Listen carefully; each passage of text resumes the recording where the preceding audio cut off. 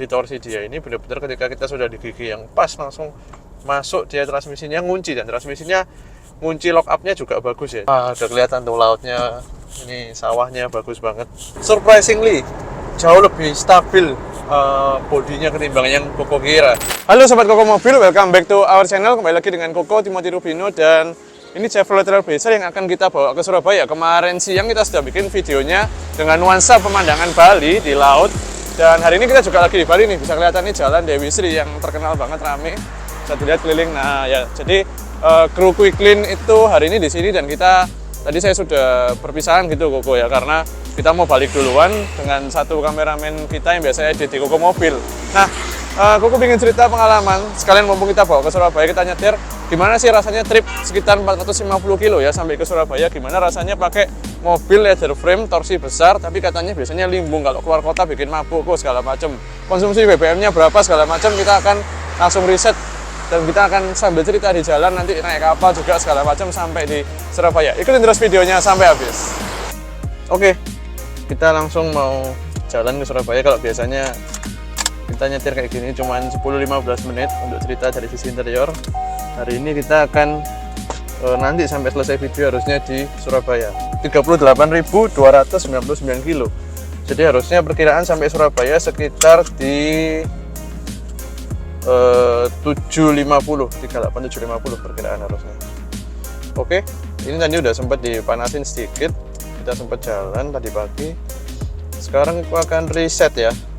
Kemarin keliling Bali sampai ngebut tanjakan, jalan lancar, jalan macet, itu 11,2 liter per 100 kilo. Jadi 1 banding 8,8 lah, 8,9. Nggak bisa bilang irit-irit banget untuk solar, tapi memang Koko nyetirnya tanda kutip ngebut, beneran ngebut. Kemarin sempat beberapa kali emang ketagihan sama torsinya. Jadi kita sempat ngebut, dan kalau nggak ngebut sih minimal 1 banding 10 lah harusnya. Ini 1 banding 9 kemarin. Oke, kita langsung reset dulu trip satunya. Kemarin 268 kilo keliling di Bali. Ya, kita reset. Nanti kita akan tes. Koko juga nggak akan irit-iritan, jadi Koko akan ya kalau kita perlu nyalip manuver mendahului ya setir aja seperti biasa, biar kita bisa tahu realnya bisa dapat berapa sih Chevrolet Trailblazer dengan torsinya yang super besar ini.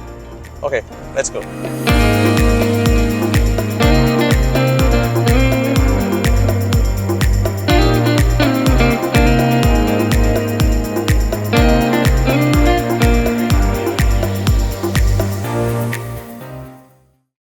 Oke, salah satu kelebihan di Chevrolet Trailblazer yang langsung kita rasakan adalah kemampuan head unitnya. Koko pakai iPhone pribadi, dan ini bisa Apple CarPlay, kita konekin barusan, tapi via kabel ya, belum wireless. Tapi di 2018 pun sudah luar biasa ada Apple CarPlay. Nah, kita langsung pakai Maps nih, karena Koko nggak 100% hafal. Kira-kira sih hafal, tapi nggak 100% hafal. Arah ke Pelabuhan Gilimanuk. Jadi Mapsnya kita setting ke Pelabuhan Gilimanuk dulu. Itu kita estimasi 3 jam. Hari ini by the way Minggu, jadi berharap jalannya lebih sepi. Dan minggu-minggu pagi nih kita orang-orang masih bersantai, masih tidur, apalagi di Bali biasanya Sabtunya ngafe atau ngeklub sampai malam. Ini kita bangun pagi-pagi, sekarang jam 8 lebih 3 menit jam Bali hari Minggu. Kita mau jalan estimasi 3 jam sampai di sana sekitar jam 11 siang. Nanti kita juga mau makan dulu, nyobain ayam betutu yang terkenal banget di dekat Pelabuhan Gilimanuk. Katanya sih enak banget. Aku sempat coba sih, memang enak. Nanti kita rasain lagi gimana. Jadi kali ini kita nge-vlog nge-trip sambil nyantai ya. Enak banget, ada Apple CarPlay, bisa langsung lihat ke arah destinasi, ke arah tujuan. Oke.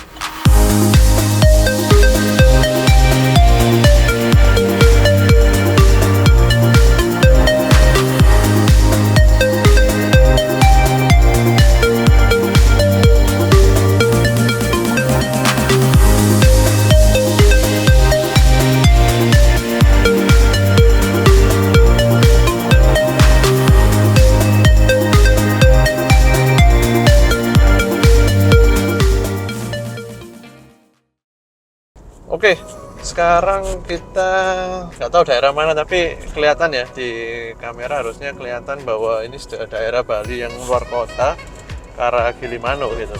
Nah, Kita sudah jalan sekitar hampir 1,5 jam melewati sekitar 47 kilo ya di trip kita. Jadi kan kita riset 47 kilo. Wah, udah kelihatan tuh lautnya, ini sawahnya bagus banget ya. Mungkin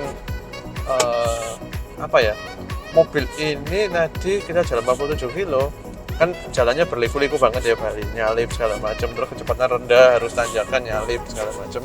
Memang satu kelebihan yang aku rasakan benar-benar adalah torsi. Jadi torsi dia ini benar-benar ketika kita sudah di gigi yang pas langsung masuk, dia transmisinya ngunci, dan transmisinya ngunci lock up-nya juga bagus ya. Jadi range lock up-nya juga tebel banget, dari 1400 rpm kalau kita injeknya pas itu sudah dia langsung ngunci. Jadi kita bisa merasakan torsinya untuk nyalip tuh nggak perlu pindah-pindah gigi atau nggak kerasa loss gitu.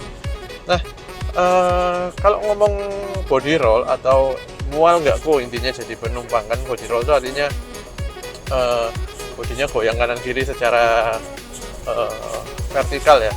Itu lumayan karena aku juga biasa pakai mobil monokok ya. Tapi sebenarnya kalau kita bandingkan dengan Pajero, apalagi bandingkan dengan Fortuner, apalagi Pajero yang lebih empuk, itu lebih goyang ya. Ini masih menurutku tadi sampai kita nyalip sampai jalan 100 km/jam pun masih istilahnya kontrolnya masih nggak medeni, bahasa Surabaya itu nggak menakutkan. Jadi kontrolnya masih enak. Ini kita nyalip gini ya. Nah, di depan mepet banget, sebelah kanan misalnya yang nyalip itu kita nggak takut karena torsinya enak. Jadi kita mau nyalip yang agak pendek range-nya itu nggak ragu lah, enak. Kita bisa langsung aja sikat gitu sih. Nah, apalagi yang jadi positifnya, AC-nya super dingin. Ini AC 24, kita juga masih kedinginan, dingin ya biasanya. Jadi 24 masih dingin. Tadi sampai AC belakang ternyata nyala, kita matiin sekarang karena dingin banget. Padahal kaca filmnya dia juga nggak terlalu gelap nih, gitu. Dan cuacanya cukup cerah, panas.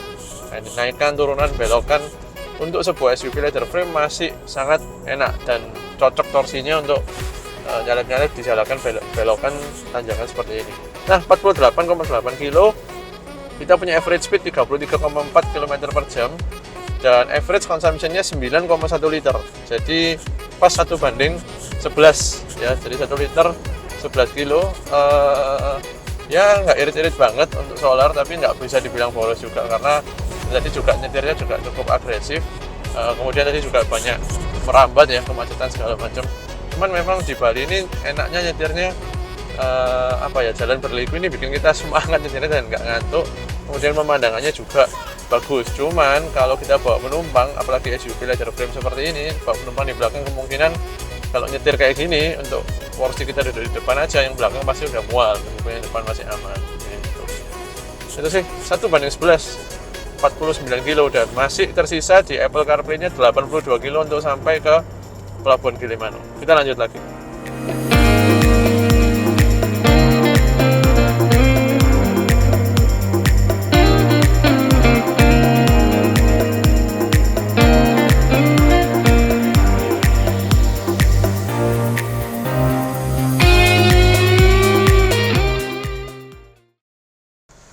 Oke, kita sekarang sampai di Ayam Betutu Mentempeh. Ini katanya terkenal banget dan ini memang tinggal 5 menit lagi sampai ke Pelabuhan Gilimanuk. Jadi kita makan dulu karena Kuku dari pagi belum makan. Kuku kalau nyetir emang senangnya pagi belum makan dulu supaya nggak ngantuk. Dan kita udah nyetir sekitar 3 jam, hampir 3 jam. Konsumsi BBM-nya 8,7 liter per 100 km. Jadi sekitar hampir 1:12. Jadi lumayan, tadi ngebut-ngebut ternyata makin irit, makin lancar, makin irit seperti biasa. Dan kita cobain dulu nih kuliner yang cukup legendaris di daerah Gilimanuk. Yuk kita istirahatin dulu mobilnya ya. Nah, ini sekarang ayam betutunya udah keluar. Ini yang goreng punya ya, mantep. Yang khas, yang tahu biasanya yang ini, yang kuah.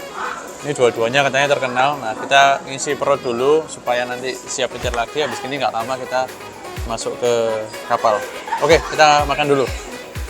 Oke, barusan habis makan, enak ya. Nah, ini pas habis makan jam 12 siang, ngantuk nih. Ngantuk, waktunya kita tidur di kapal. Nah, ini barusan kita beli 200.000 ya. Jadi ini kita harus pakai aplikasi. Nanti kalau kita nggak pakai aplikasi, nanti di sana dicegat lagi juga. jadi mending langsung aja untuk para sobat ya. Itu bisa. Nah, harganya berapa aku? Harganya 199.850 untuk dari Gilimanuk ke Ketapang, jadi 200.000 lah pasnya. Dia bisa sampai berapa penumpang itu nggak usah nambah lagi, jadi udah termasuk. Dan kalian harus siapkan identitas resmi seperti KTP atau SIM yang harus diinput sejumlah penumpang yang naik di dalamnya. Nah itu jadi sebenarnya agak cukup ribet. Jadi kalau tadi kita makan sebelum masuk kapal udah disiapin dulu, jadi sekarang kita di jalan udah tinggal nanti sampai di sana di gate-nya nunjukin tiket, langsung kita bisa masuk ke kapal.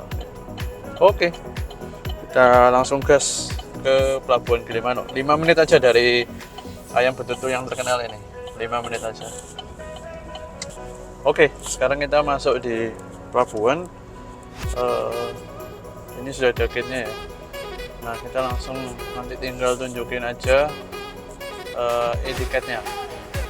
Nah.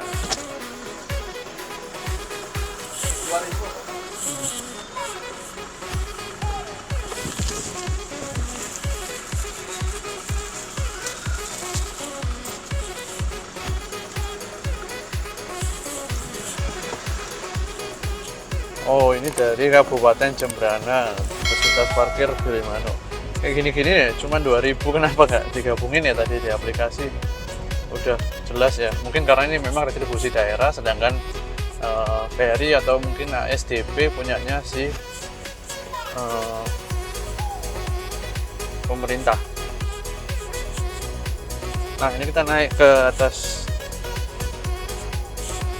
gate jembatannya. Langsung kita tunjukin e-tiketnya, jadi ada 2 gerbang.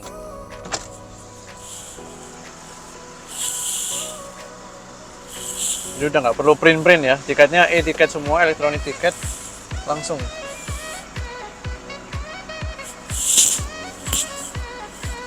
Mantap. Nah setelah itu kita nanti dikasih tiket printed. Ini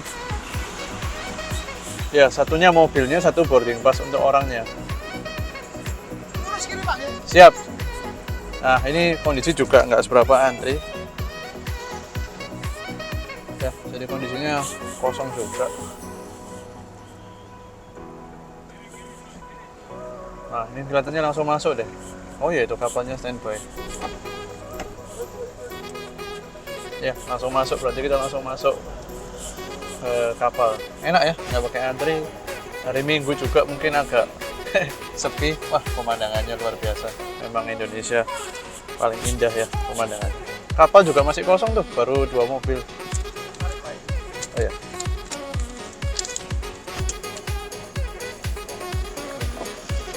Jadi sejauh ini sampai kita masuk di kapal tidak ada pungli-pungli segala macam. Bravo untuk ASDP perkapalan Indonesia. Udah ya, nggak ada. Sebenarnya ini udah beberapa kali sih Koko Surabaya Bali, cuman baru kali ini kita sempat dokumentasikan. Tapi memang beberapa kali terakhir sih nggak ada pungli apa-apa. Mungkin cuman nanti kalau keluar kapal dibantu ngarahkan keluarkan ya, nggak buang parkir lah. Biasa aku kasih 5.000, 10.000. Dah, langsung di kapal nih, nggak pakai antri-antri segala macem. Nah, dapat depan juga enak, harusnya keluarnya harapan bisa lebih cepat.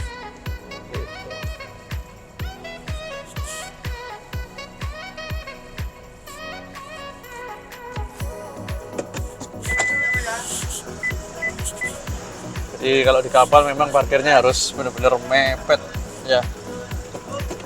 Nah, tuh mepet banget. Ya ini biasanya mungkin sekitar nunggu bisa 15 menit sampai setengah jam tergantung penuh kapalnya. Tapi kalau memang langsung penuh, biasanya pasti langsung berangkat. Setengah jam sampai 45 menit lah kapal. Bagus ya pemandangannya. Oke, udah sampai di Pulau Jawa. Kita setting barusan Google Maps.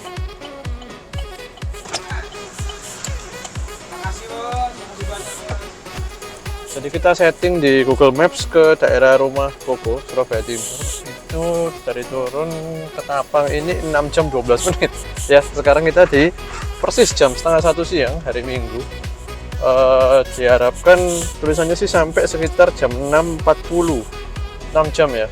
Berarti kalau kita hitung tadi kan jamnya Bali ke Surabaya mundur 1 jam, berarti sama makan 1 jam tadi sama nyebrang itu pas jatuhnya 12, hampir 12 jam, nggak sampai, sekitar 11,5 jam menurut Maps. Cuman biasanya sih kalau kita naik tol biasanya Koko agak kencang sedikit buat ngirit waktu juga gitu.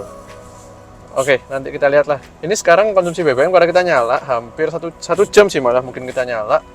Jadi konsumsi BBM-nya keluar di 9,4 liter. Ya, berarti 1/10 sekian lah, hampir 11. Oke, kita lanjut jalan masuk area Banyuwangi.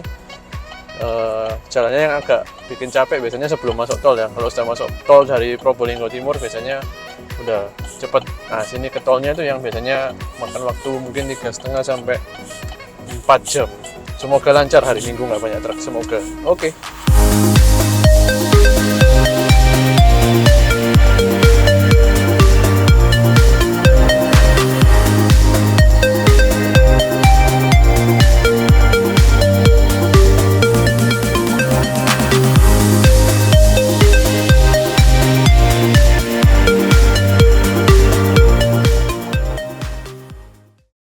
Oke, kita sekarang lagi disetirin sama Mas Anjas. Ini salah satu kru Koko Mobil yang berjasa banget ya, selalu editin video kita sudah hampir setahun gitu. Jadi semua video yang sobat nonton, bahkan di Instagram ada Reels juga, ini beliau yang edit gitu ya, yang sudah enjoy konten kita. Boleh komen, sampean terima kasih, apresiasi ke Mas Anjas Mara. Oke, sekarang kita di Probolinggo Timur. Jadi kita mau masuk ujungnya tol. Jadi tolnya paling ujungnya di Probolinggo Timur. Nah, sekarang satu lagi biaya selain kapal dan solar, kita harus siapin yang namanya e-tol dong. Karena kita mau ke Surabaya. Aku nggak hafal sih kira-kira berapa. Tapi kita coba cek dulu isinya. Paling nggak harus diisi 200-300an ya. Mungkin 100 besar sampai 200 harusnya. Nah, ini isinya cuman 96.000, jadi kita isi 200 deh. 200.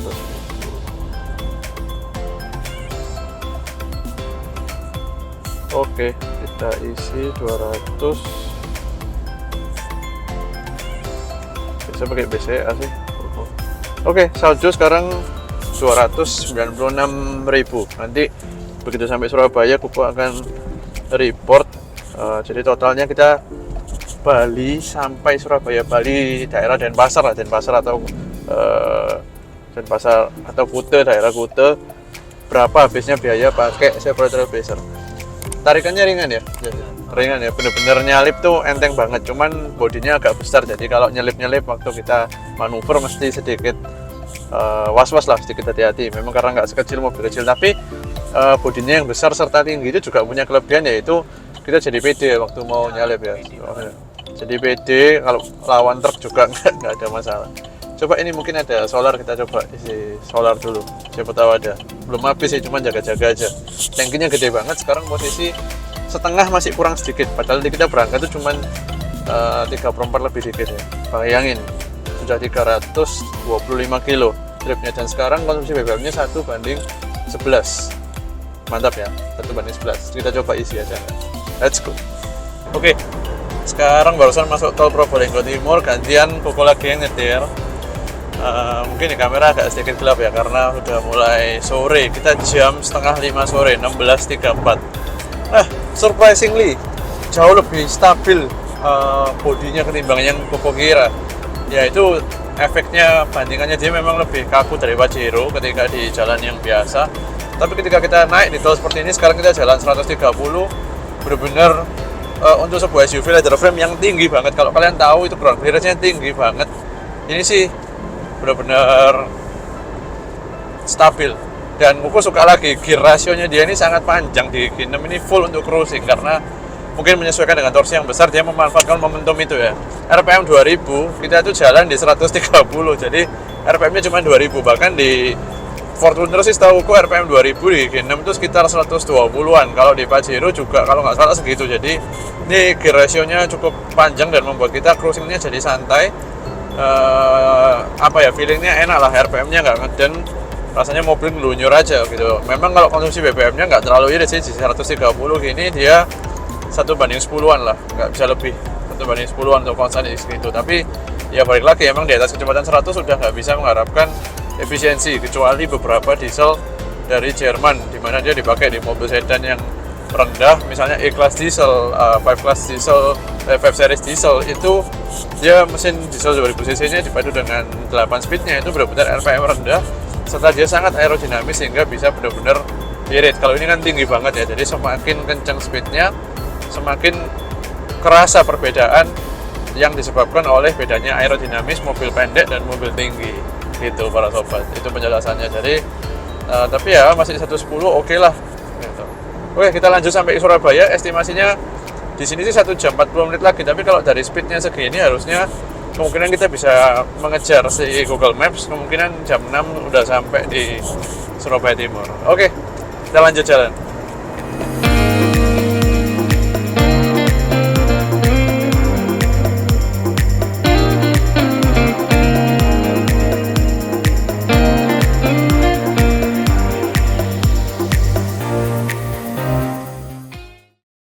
Oke, kita udah masuk Surabaya. Sekarang kita ada di Mer. Tadi exit terakhir di tol Tambak Sumur, Pondok Chandra gitu ya. Buat yang para warga Surabaya pasti paham nih.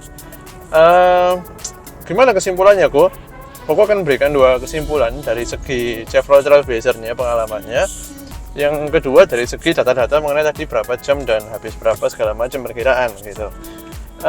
Pertama mengenai Trailblazer dulu. Jadi untuk Koko yang sering banget pakai mobil sasis monocoque, biasa kadang kita ke luar kota sih, Bali 2 kali kita pakai CR-V turbo, terus pernah pakai CX-5 itu pernah sekali. Kalau CX-5 itu mantep banget ya dari segi handling serta kenyamanan penumpang belakang. Katanya Mazda keras, tapi penumpang belakangnya ketika jalan meliuk-liuk di CX-5 pengalaman itu sangat anteng, luar biasa enaknya. Aku juga kaget pada waktu itu. Nah, kalau sekarang di sini aku rasa kalau jadi penumpang belakang mungkin pastinya lebih mual ya dibanding dengan pakai CR-V atau CX-5. Dari segi ayunan tadi aku merasakan, meskipun kalau aku duduk di depan itu masih aman-aman aja gitu ya. Memang ketika kita manuver ngebut itu yang paling aku nggak suka itu adalah pergerakan ketika ngerem ya. Ketika ngerem tuh rasanya kayak gini banget gitu, namanya juga mobil leather frame, tapi itu juga terjadi lah di Pajero dan Fortuner, semuanya sama gitu. Nah, hal-hal positifnya mobil ini torsinya benar-benar luar biasa ketika kita nyalip, baik di jalan luar kota, antar kota, di tol, dalam kota juga, itu membuat rasanya mobil itu jadi lebih lincah karena power yang sangat fleksibel dan ada kapanpun itu tadi. Ini ya kayak kita sekarang jalan 40 RPM cuman 1500, kita injek gas dikit udah tiba-tiba udah 60 aja gitu, dan nyantai banget. Itu dalam 1 gigi doang cuma 500 RPM nariknya 40 60 ya. Terus tadi kita cruising jalan 140 itu RPM masih 2000 lebih dikit, jadi nyantai banget cruising. Mobil ini torsi besar, giginya panjang. Terus segi kehematan dia 9,2 liter ya, ini 436 kilo sampai ke rumah kurang lebih mungkin 5 kilo ya, 440 kilo ya trip kita hari ini. Nah, ini barusan turun ke 9,1 liter, berarti 1:11, bisa dibilang 1:11. Nggak bisa dibilang irit banget. Kalau pakai CR-V waktu itu 1:12 ya, beda dikit ya, tapi torsinya lebih mantap ini. Kalau nyalip CR-V turbo lag-nya terlalu lama dan front wheel drive, jadi ketika kita nyalip di jalan rusak itu kadang-kadang ban depannya jadi bergetar, kurang enak. Kalau yang ini rear wheel drive, torsi besar langsung ada, mantep. Cuman kadang-kadang transmisinya sedikit pelan ini, jadi kalau kita mau nyalip mending kita masukin manual, kita siapin giginya dulu, udah masuk tinggal gas aja gitu. Turbo lag sih nggak ada, aman ini, nggak terlalu kerasa gitu. Oke, nah tadi karena kita bahas kehematan BBM, kita sekarang masuk ke topik kesimpulan kedua mengenai biaya dan waktu. Tadi kita berangkat jam 8 Bali pagi, persis jam 8, alias kalau jamnya Surabaya Jakarta itu jam 7 ya WIB, jam 7 WIB. Sekarang kita nyampe Surabaya jam 6, berarti 11 jam, tapi kita ada berhenti makan sekitar hampir 1 jam, let's say 1 jam lah. Kemudian ada urusan penyeberangan, antri, dan nyebrangnya itu 1,5 jam, jadi antrinya setengah jam lebih ya untuk menuin kapal sampai bisa berangkat. berarti 2,5 jam dipotong makan dan penyeberangan. Berarti total kita nyetir itu 8,5 jam nyetirnya. Jadi 8,5 jam untuk jarak 440 kilo. Average speed tepat sih, 45 km per jam average speed ya. Oke, 11 jam Surabaya Bali termasuk makan 1 jam, itu istirahat lah kita bilang. Terus BBM dan biaya lainnya. BBM-nya kalau kita hitung-hitung 1:11, berarti dia habis anggap aja 40 liter. Habis 40 liter kali 6.800 kali 7 ya, 7.280.000. Murah banget. Ya, 280.000. Tolnya tadi 3 exit itu Probolinggo Timur. Kemudian keluar di mana tadi, Pandaan atau mana, aku nggak hafal namanya. Intinya keluar sampai Tambak Sumur persis Rp100.000, berarti 280.000 tambah 100.000, 380.000. Kemudian ada biaya kapal lumayan mahal, 200.000. Jadi kapal sama solarnya hampir mirip, berarti 280, 380, 580.000, 600.000 kurang lebih perjalanan sekali jalan dari Denpasar ke Surabaya. 600.000 ya, kalau 2 orang gini dibagi cuma 300.000, kita isi 5 orang cuma 120.000. Nggak ada yang murahnya ngalahin solar, memang cuman 1:11 mesinnya, tapi jatuhnya di rupiah luar biasa iritnya. Itulah kesimpulannya, lumayan capek, tapi karena mayoritas perjalanan terang, barusan aja gelap. Kalau aku pribadi suka jalan waktu siang, kalau sobat suka nyetirnya waktu suka malam karena kosong atau siang karena terang. Kalau aku suka karena terang, jadi kita kalau mau nyalip, mau manuver segala macam, lihat itu nggak capek gitu rasanya, karena di luar kota jalannya nggak kayak di Surabaya gini, bahkan di tol pun nggak ada lampu jalannya sekarang, tol yang ke arah Probolinggo. Sedangkan kalau jalannya terang gini kan enak, kita mau nyalip segala macam bisa kelihatan gitu. Itu sih sekedar preferensi aja. Kesimpulan hari ini, bawa Trailblazer dari Denpasar ke Surabaya mantap. See you next time di konten berikutnya. Bye.